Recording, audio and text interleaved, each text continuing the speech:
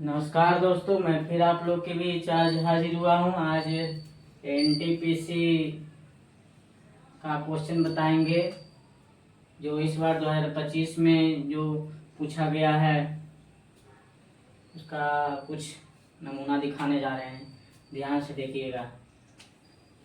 कहता है दो पाइप ए और बी 3700 लीटर की एक टंकी को क्रमशः 9 घंटा और 6 घंटा में भर सकते हैं। यदि उन्हें एक साथ खोल दिया जाए तो 64 लीटर की एक खाली टंकी को भरने में उन्हें कितना घंटा लगेगा। देखिए क्या करते हैं। कहता है ए और बी 3700 लीटर की एक टंकी को 9 घंटा और 6 घंटा में भरता है। यानी ए कितना देर में भर रहा है। ए का भरने का क्षमता है 9 घंटा और बी का भरने का क्षमता है 1 घंटा। क्रमशः 9 घंटा और 6 घंटा में भरता है। तो 9 और 6 का एलसीएम क्या हो जाएगा, 18।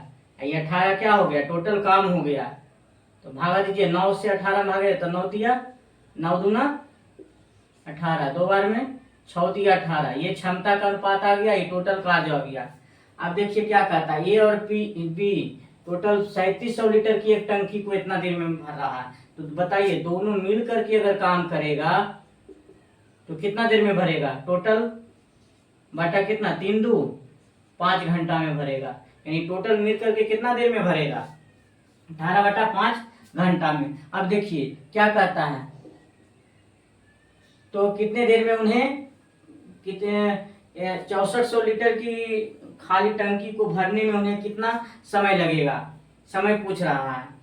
समय पूछ रहा है तो क्या करेंगे, देखिए समय पूछ रहा है तो क्या करेंगे, एक ही नियम से निकाल दीजिए। चूंकि 18 बटा 5 घंटा में उसे भरने में कितना समय लगेगा, 3700 लीटर को भरने में कितना घंटा लगेगा। ऐसे करिए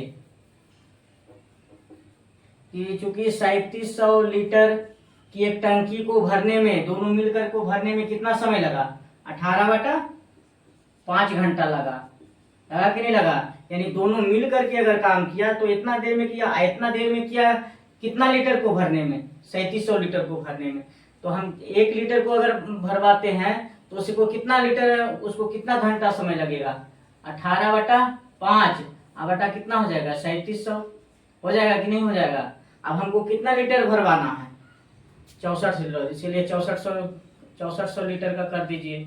18 बटा 5 अब बटा कितना हो गया, 3700, अब गुना कितना हो गया, 6400। अब इसी को हल करिए, ये 3700 इसके साथ गुना हो जाएगा, यानी 18 बटा 5 इसके नीचे कुछ नहीं, यानी 1 है तो 1 कहाँ चला जाएगा, ऊपर। 1 बटा कितना हो गया, 3700, अब गुना कितना हो गया, 6400। 2 जीरो से 2 जीरो क्या हो जाएगा, खत्म हो जाएगा। यानी कितना आ गया, गुना करिए, 18 गुना 64, तो 18 चौक 72 के 2 बाकी 60। 18 छः का टोटल से 108 छो कितना हो गया, 18 चौ 72 के 2 बाकी 7। 18 छः का टोटल से 108 और 7 कितना हो गया, 115 बटा 37 पचे कितना हो गया, 5 सत्ते 35 के 5 बाकी 3 5 15 3 18। यानी इतना इसको क्या लगेगा, घंटा लगेगा। ऑप्शन नंबर क्या हो गया, बी सही हो गया। दूसरा क्वेश्चन क्या कहता है, एक विक्रेता ने 1 रुपया में 5 चॉकलेट बेची जिससे उसे 40% का लाभ हुआ। उसने 1 रुपया में कितनी चॉकलेट खरीदी थी। देखिए ऊपर रुपया रहता है, नीचे वस्तु रहता है।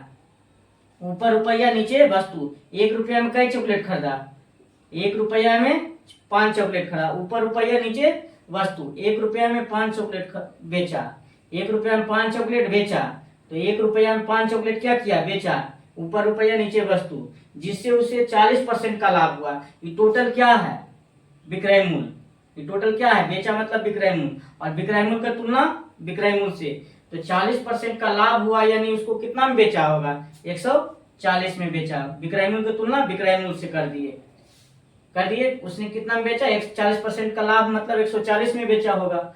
यदि उसने 1 रुपया में कितनी चॉकलेट खरीदी थी, चॉकलेट कितना खरीदे था, 100 का दाम निकाल दीजिए, 100 से गुना कर दीजिए। अब इसी को काटिए, तो ये कुछ नहीं है, नीचे क्या है, 1 है, तो क्या हो जाएगा, 1 बटा 5, 1 कहाँ चला जाएगा, ऊपर।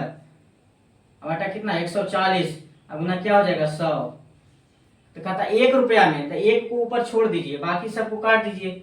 20 सत्ते 40 से 20 पचे 100, 5 से 5 खत्म। तो ऊपर कुछ नहीं, यानी 1 रुपया बच गया। ऊपर कुछ नहीं, क्या बचा? 1 रुपया बचा। नीचे क्या बचा? 7 वस्तु। तो बताइए 1 रुपया में कई वस्तु को वो खरीदा था? कई वस्तु को खरीदा 1 रुपया में? 7 वो को खरीदा। ऑप्शन नंबर ए क्या होगा? सही होगा। अगर मेरा वीडियो अच्छा लगा हो तो लाइक और सब्सक्राइबर और शेयर जरूर करें, ताकि दूसरा वीडियो में और भी इस तरह से क्वेश्चन हम आप लोग को बता सके।